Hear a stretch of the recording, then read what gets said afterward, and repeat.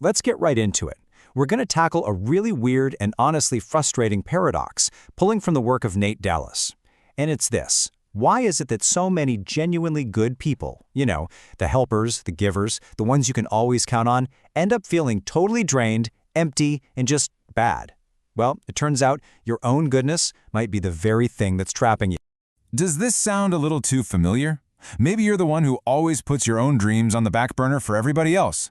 You're the person everyone trusts, the rock. But why is it that in those quiet moments, it feels like your own goodness is kind of suffocating you? If you've ever felt that way, you are so not alone. And this deep dive is for you. Nate Dallas has a name for this. He calls it the goodness trap. And I love his description of it as a beautiful cage. I mean, think about it. It looks great from the outside. Society praises you for it. But on the inside, it's a prison we build ourselves out of our desire to be good. Our mission here is to find the key. So, here's the game plan. First, we're going to really understand the trap itself. Then we'll look at the two very different scoreboards we use to measure our lives. After that, we're getting into the good stuff, how to rewrite the rules, pick up some new tools, and finally, build a whole new definition of success that actually feels good. Okay, first up, let's pull back the curtain on this so-called beautiful trap. You see, from the time we're kids, we are fed this very specific story about what it means to be a good person. And that story, without us even realizing it, can set us up for a life of just quiet desperation. I mean, these are the unwritten rules of being good, right? But here's the catch. When you are constantly, always, putting everyone else's needs before your own, you're sending this really powerful message to yourself. And that message is, my needs don't matter. I don't matter. That's not being selfless. It's like you're slowly erasing yourself from your own life. And that leads to a pretty predictable result, right? Burnout.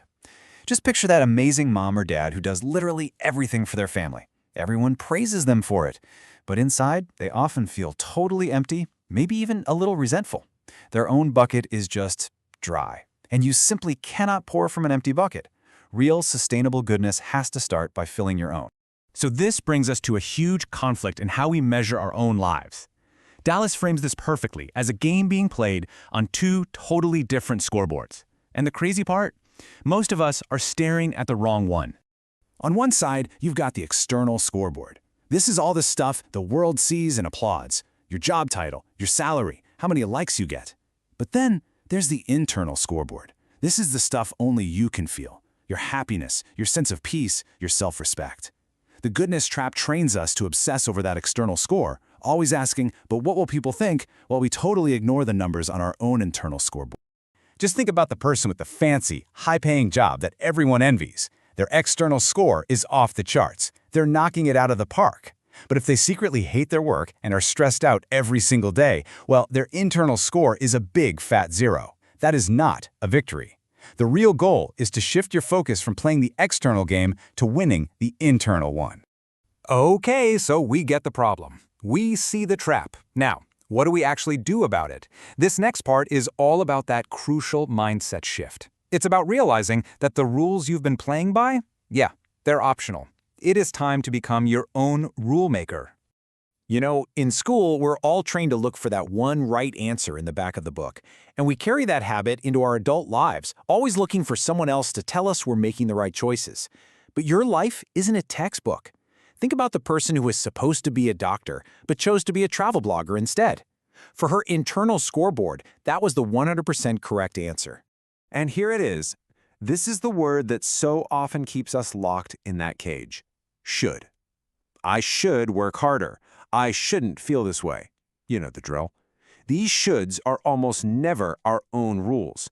They're rules that were written by somebody else. And all they do is create this endless cycle of guilt and shame every time we failed to live up to them. Now look at this. This is such a powerful switch. Instead of thinking, I should go to the gym, try reframing it as, I value my health, so I choose to go to the gym. Can you feel the difference? Should makes you a slave to some outside rule. Choice makes you the master of your own life. It's a total shift from being a victim of your life to being the creator of it. We waste so much time waiting for permission, don't we? Permission from our parents, from our boss, from society. But here's the truth. Nobody is going to come along and hand you a permission slip to live your own life. There's this great story of a woman who literally wrote herself a permission slip to finally start her dream business. And that one simple act, it broke the chains. You have to be the one to give yourself that permission. All right, let's get practical. Shifting your mindset is absolutely critical, but you need some actual tools to put it into practice. This section is all about the new, tangible strategies you can start using like today to live by your own rules. We are trained to believe that saying no is selfish. But you know what's really selfish? Saying a resentful yes that just poisons you and the other person. An honest no is actually an act of respect for your own time and priorities and for theirs. And like Warren Buffett says, your yes becomes so much more powerful when you're not just giving it away to everyone. This is such a great metaphor. A lot of us try to live our lives with a rigid map. Go to school, get a job, get promoted, retire. But the second life throws an unexpected turn at us, the map is useless, and we feel totally lost and broken. The alternative? Use a compass. With a compass, you know your general direction, your core values, but the actual path is flexible. It allows you to adapt to any new terrain life throws at you. And this one is for all my good people out there who are also perfectionists. Let's be real. Perfectionism isn't about having high standards. It's a fancy excuse for procrastination, and it's fueled by a fear of failure. The person who waits for the perfect camera to start their YouTube channel never starts. Their friend who just starts filming with a crummy phone does. Imperfect action will always beat perfect inaction. Okay, here's a really practical exercise for you. Start treating your energy like it's your most valuable currency. For just 1 week, keep track of what gives you energy and what just drains it away. Then you have to be ruthless. Divest from the takers, unfollow that toxic page, gently limit your time with that colleague who only complains, and then double down on your investment in the givers. All right, let's bring this all home. After we've started breaking the old rules and using these new tools, we arrive at the final, and honestly, the most important destination. A new, personal, and deeply satisfying way to define what a successful life even looks like. So this brings us to a whole new definition of success. It has nothing to do with checking boxes on that external scoreboard. It's all about alignment on the internal one. Think about the banker who quits a $1 million job to become a furniture maker. To the outside world, he might look like a total failure. But if he's happy, if he's at peace, and his life is aligned with his values, he is winning the only game that actually matters. And now, right here, it's your turn. Don't let society or your Instagram feed fill in this blank for you. Just take a second. What goes in that space for you? What does your internal scoreboard say? That definition, your definition, that is your new compass. Let's end on this powerful idea. The goal here is absolutely not to stop being a good person. The goal is to stop letting your goodness be a cage. Because when you finally learn to be good to yourself first, your goodness stops being a source of exhaustion, and it becomes an authentic, incredible source of strength that can truly light up the world.